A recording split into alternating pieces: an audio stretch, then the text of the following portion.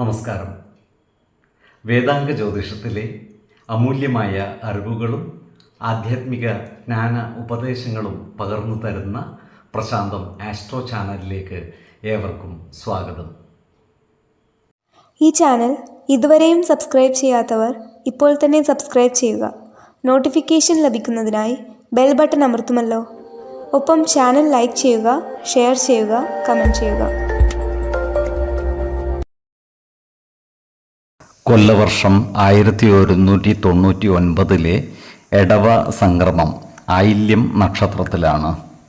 എടവം 1-ാം തീയതിയിലെ ഗ്രഹനില അനുസരിച്ച് മേടം രാശിയിൽ ബുധനും ശുക്രനും, എടവത്തിൽ സർവേശ്വരകാരകനായ വ്യാഴവും ആദിത്യനും, കർക്കിടകത്തിൽ ഗുളികനും, ചിങ്ങം രാശിയിൽ ചന്ദ്രനും, കന്നിയിൽ കേതുവും, കുംഭം രാശിയിൽ ശനിയും, മീനത്തിൽ കുജനും രാഹുവും സ്ഥിതി ചെയ്യുന്നു.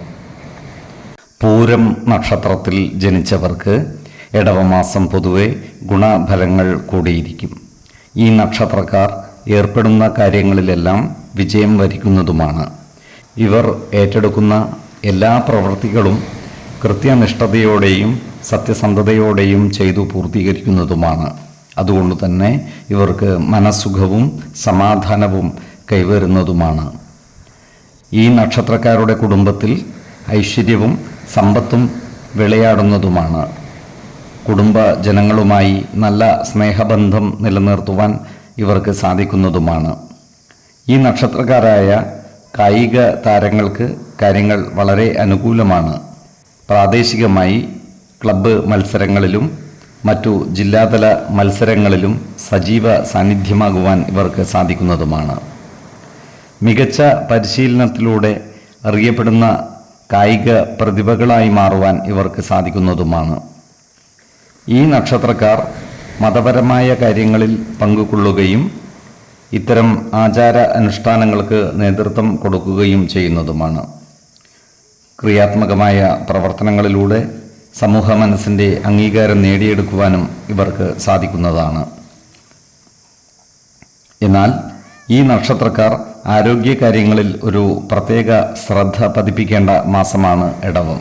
പ്രത്യേകിച്ചും ശിരസ്സുമായി ബന്ധപ്പെട്ട അസുഖങ്ങൾക്ക് മരുന്ന് കഴിക്കുന്നവർ കൃത്യമായ വൈദ്യ പരിശോധനകൾ നടത്തുന്നതും ഡോക്ടറുടെ നിർദ്ദേശമനുസരിച്ചുള്ള മരുന്നുകൾ മുടങ്ങാതെ കഴിക്കുന്നതും ഗുണകരമായിരിക്കും. 1, 12, 25 തീയതികൾ അനുകൂലമാണ്. ഈ നക്ഷത്രക്കാർ ജനിച്ച സമയത്തെ അടിസ്ഥാനമാക്കിയുള്ള ജാതകത്തിലെ ലഗ്ന രാശിയുടെയും ലഗ്ന അധിപന്റെയും സ്ഥിതിയും ശുഭ പാപ ഭാവങ്ങളുടെ സ്ഥിതിയും ഓരോ രാശിയിലെയും ഗ്രഹങ്ങളുടെ സ്ഥിതിയും അനുസരിച്ച് ഇവരുടെ പൊതുഫലത്തിൽ ഏറ്റക്കുറച്ചിലുകൾ ഉണ്ടാകുവാനിടയുണ്ട്. കുടുംബ ദേവതകളെയും ഇഷ്ടദേവതകളെയും ഉപാസിക്കുന്നത് ഇവർക്ക് ആയുരാരോഗ്യ സൗഖ്യമേകും.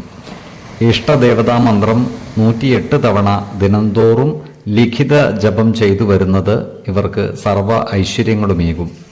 നല്ല വ്യക്തി സാധനകളോടെയും ഉപാസനകളോടെയും മുന്നേറിയാൽ സർവേശ്വരാനുഗ്രഹത്താൽ ഇവരുടെ സർവകാര്യങ്ങളും മംഗളകരമാകും. നന്ദി, നമസ്കാരം. ജ്യോതിഷരത്നം പ്രശാന്ത് കണ്ണോം.